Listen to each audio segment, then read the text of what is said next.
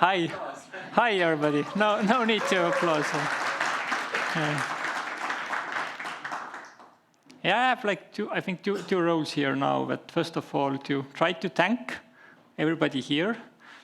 And then secondly, try to reflect a bit on what was discussed today. And starting with the first one, I would like to start thanking the audience, both here and online, for actually taking the time to attend our forum today.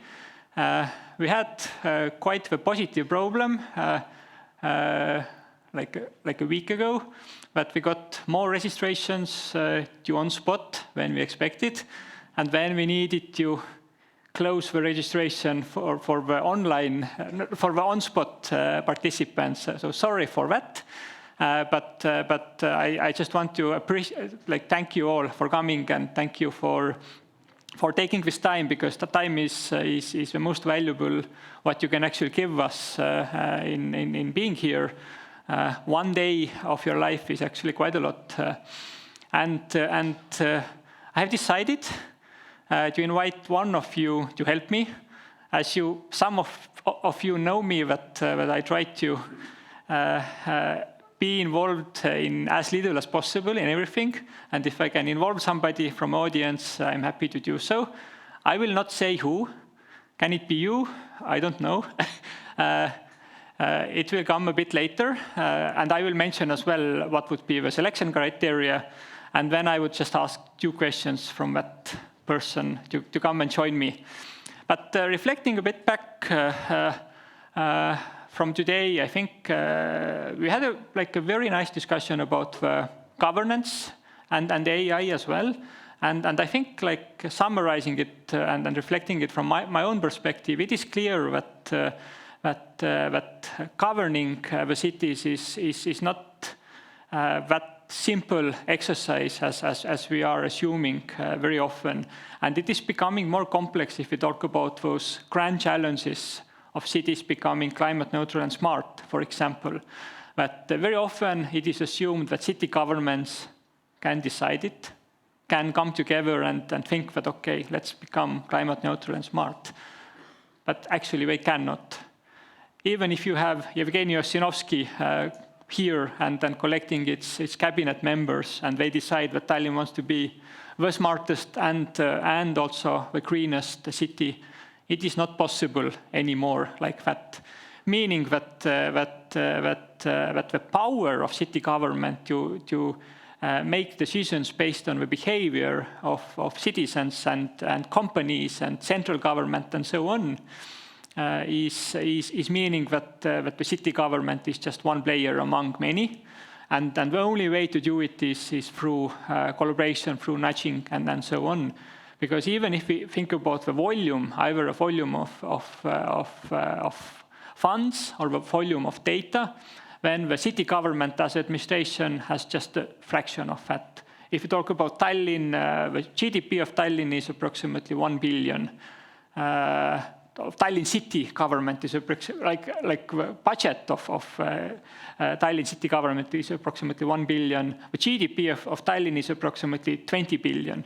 Meaning that everything you want to do actually, like in terms of becoming smarter and greener, actually should somehow involve this 20 billion instead of this only 1 billion. But too often we think that this is the city government that can make very big, grand changes as well.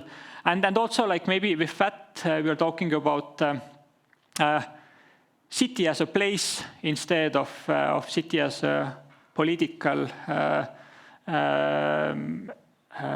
administrative unit. And city as a place is way beyond the city administration or local government as such, what we have learned today as well.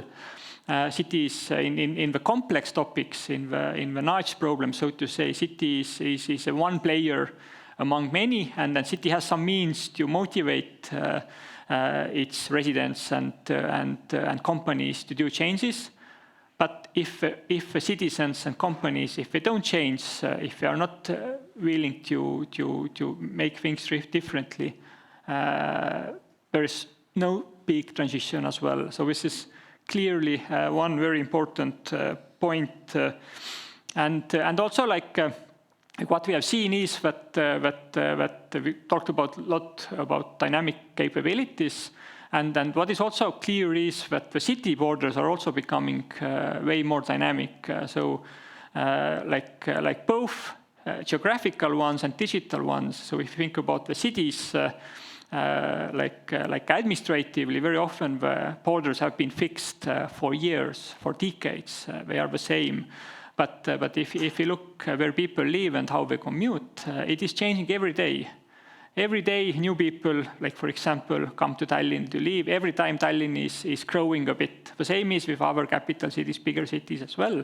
So meaning that it is way more flexible. And I think in terms of this big discussion about the experimentation setup and so on, I really liked this discussion about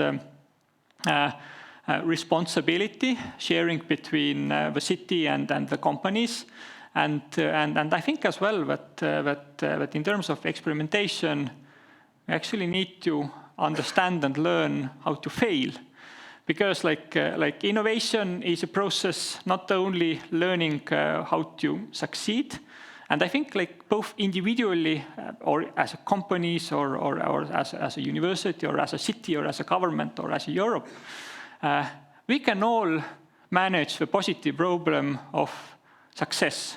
So if there is like a sandbox and it ends up being a successful case and everybody is thanks to that happier, greener, economically better off, it is clear that we can manage it. So success is something everybody can manage and everybody is expecting as well. But the problem is that innovation very often is also going through the cycle of different failures. Learning how to fail and maybe one important part is for cities as well that how to manage it into the process and how to kind of fail as quickly as possible and as small as possible as well, because what Rainer Katter in his keynote was also pointing out that very often there's a big programs, big planning. 5 years later, everybody is wondering that who started it and why we started it and why this is the case. But I think it's like, this is very true what was mentioned in the panel as well, that for companies to fail, this is acceptable. For cities and for public government to fail, it is very complicated and how to govern it, how to manage it. It's a really big question. Okay, now I come back to my 2 exercises. I don't want to lecture anymore, although I would be quite happy to continue that, because I see that you still have interested faces, and I really thank for that, both here and online as well.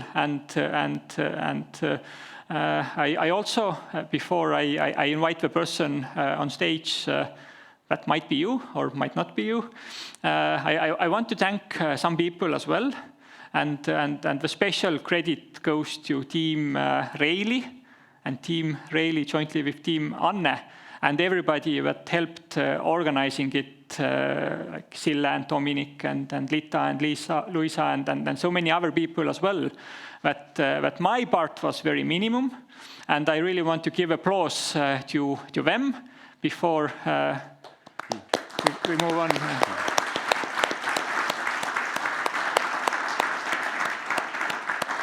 And now that person who will be invited here actually knows it.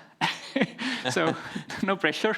I met her like 40 minutes ago, but we agreed it a bit beforehand. And then the criteria is quite simple. I would like to invite here the person who traveled the longest, to my understanding, to come here. And this is, Danielle, you can come here, or you can stay there as well. It's even better. And this is not Võru, this is not Helsinki, this is not even UK or Italy, but this is California. So and then because like it's important to listen to the audience as well, and especially from a very different perspective from somebody that pretty much knew nothing about this event, about us. And then we would like to ask you what brings you here. And secondly, what did you learn today? Hello, everyone. My name is Danielle. I'm a master's student right now at Stanford, studying management science and engineering. And some of my past research has been in behavioral science, neuroscience, and economics. But particularly, I've been focused on studying human-AI interaction. I've also worked in a variety of US tech companies, as well as in the federal government recently, working on electric vehicle implementation. But I'm really interested in studying going forward how different cultures and policies affect innovation and AI and how kind of humans interact with AI. And so with that goal of studying kind of how policies differ across the EU and the US, I was really excited to come here and learn about ongoing work in smart cities, which I think has fit in really well with my work kind of both in the AI space and in electric vehicle and sustainability, which I'm interested in. Okay. So I think formally this might be it. I don't know. Yeah, I would just like to add that the event will continue with networking on at the same room where you had your lunch on the second floor. So from me again, thank you everyone who was also watching online and here, and hopefully see you next year. Thank you.